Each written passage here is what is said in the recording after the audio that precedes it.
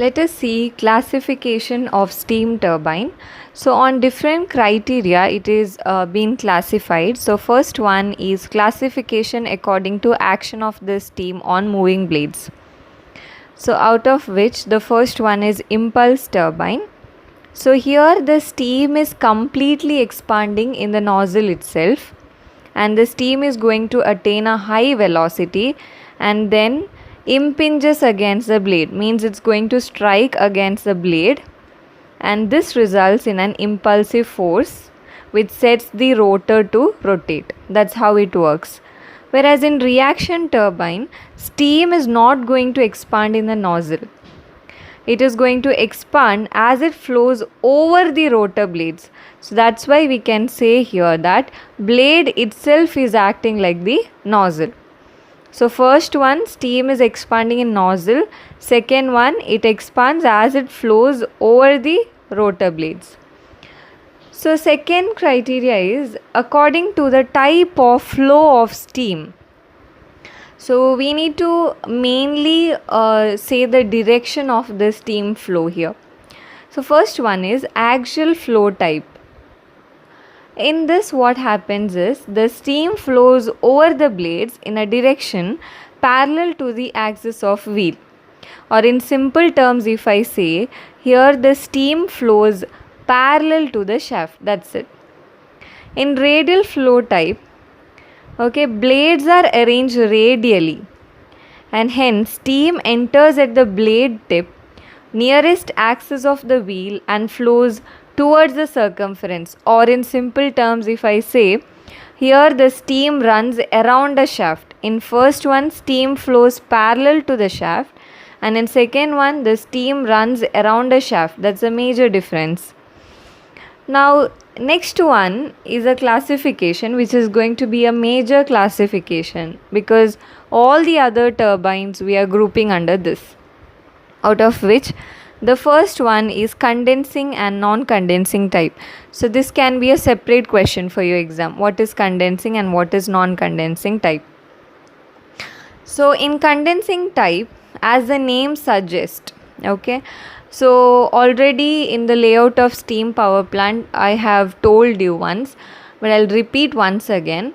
The steam that is going to come out of your turbine, what we are going to do is it is further fed into a condenser where the steam is going to be cooled, okay, so that we can convert the steam to a liquid form.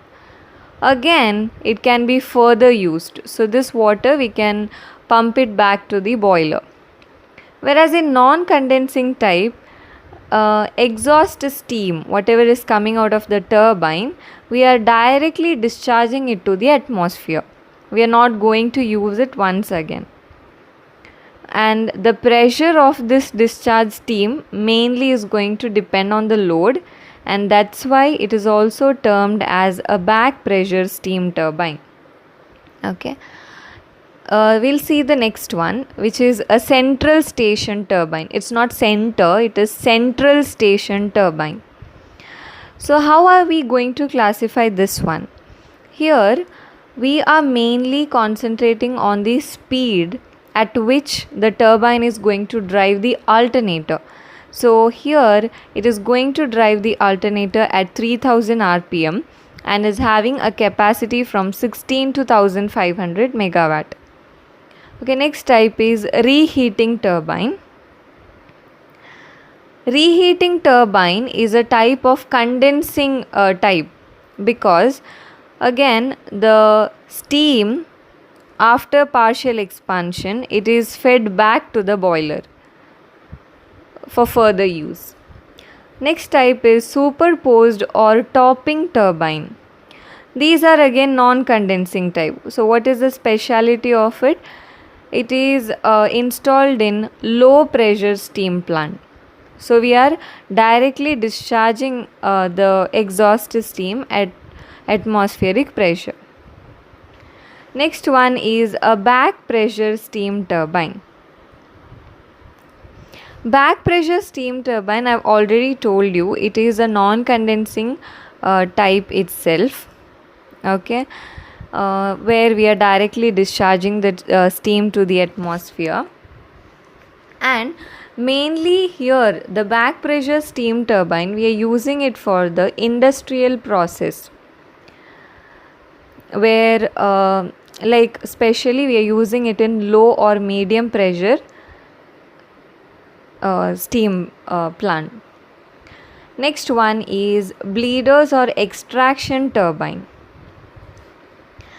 Here, part of the steam leaves the turbine casing before the exhaust for feed water heating.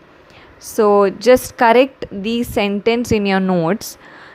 Part of the steam leaves the turbine casing before the exhaust for feed water heating. So especially in this, what happens is the casing will be having one or more openings, and through this part of the steam can be extracted at some intermediate pressure. Okay, and finally we have an extraction induction turbine, which is again a same type of turbine, extraction turbine, but same type, a little bit modified one. They have provision for removing and introducing the steam to the turbine at some intermediate points. So next topic is compounding of steam power plant. So what is compounding? Now, main advantage of this is it is used to reduce the rotor speed, and to do so we are taking number of rotors and we are placing it in series on a single shaft, and then the steam pressure is getting absorbed in steps. So rather than extracting the steam in a single stage, what we are going to do is energy from the steam is going to be extracted in number of stages. So the two types are velocity and pressure compounding. In velocity, steam is expanded in one set of stationary blade or nozzle. In pressure compounding, it's equal to number of simple impulse stages in series, and the combination of velocity and pressure compounding is called as combined compounding. So we have types of steam nozzle. So depending on the shape, we are classifying it into convergent divergent type, and second one is convergent type alone. So let's see the difference between the two. In convergent divergent type, just see the diagram. First, if you see the cross section, it is a small cross section, it is decreasing till it reaches one particular section, which is called as throat of the nozzle. Okay, and then it is going to increase, and largest cross section you can see at the end. Okay, and in convergent type, what happens? First, if you see, the cross section is maximum, it is increasing, and then slowly it will decrease, and it is minimum when it reaches the throat. And you can notice here, the throat as well as the nozzle exit both are same in case of a convergent type.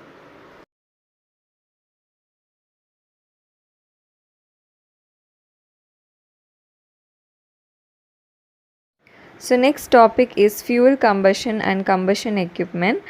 So fuel is burned in a confined place called furnace, as we all know, but here we are going to see, in order to have a efficient combustion, what are the requirements that we need. So first one is proper quantity of primary or secondary air required for the complete combustion. As we know, we need to feed a proportion of air, so that has to be provided through the necessary fans. Second one is adequate stoker or grate area for burning the fuel. So we need stokers. Stokers are nothing but the system that is going to feed the fuel into the furnace.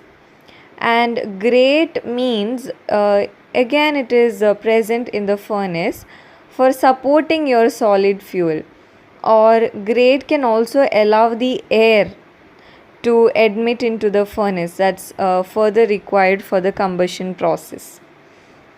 So third point is minimum operating and maintenance cost. Fourth one is attainment of proper desired temperature in order to have a proper high pressure steam. Fifth one, there should be no formation of caking during burning of fuel. Means there should not be any kind of lump formation or the masses forming when we burn the fuel. And sixth one is the system should be easy to handle and dependable. The ease in use. So all these are the factors required.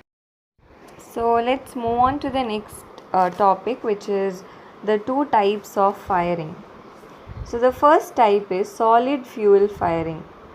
In hand firing, coal is put into the furnace frequently by shovels.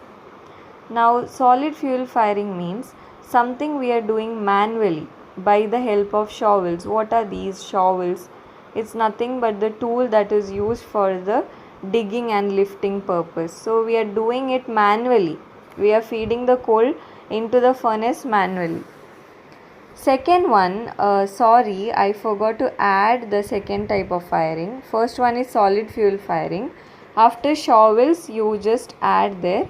The next type, stoker firing, S-T-O-K-E-R, stoker firing. And then we have the explanation for stoker firing. Stokers are mechanical system used to supply fuel into furnace. I have already explained to you.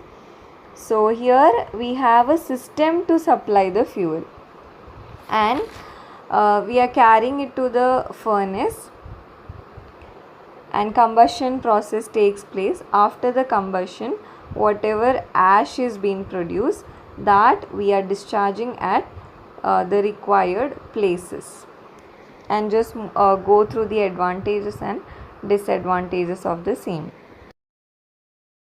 Selection of coal for power plant. So let's see what are the different factors we have to consider when we choose coal for combustion. So first one is calorific value. It represents the amount of energy in the given mass of coal. So in particular quantity of coal, how much energy can be produced, that is represented by its calorific value. Always coal with higher calorific value is preferred. Second one is weatherability. So it is a measure of ability of coal to withstand some of the environmental conditions. Next one is sulfur content. Sulfur helps in combustion, but what happens is the primary combustion product, which is sulfur dioxide, is very much harmful to health. So sulfur content should be always less than 1%. Okay, next one is ash. Ash is an impurity that is to be removed from the furnace, and it has to be discharged at suitable points. Size requirement. For different equipment, the size required will differ. Last one is grindability index. So the definition is, it is inversely proportional to the power required to grind the coal to a certain fineness. So what happens is, usually higher grindability index the coal should be having. So generally the grindability index for coal is 100, and grindability index is not having units. Okay,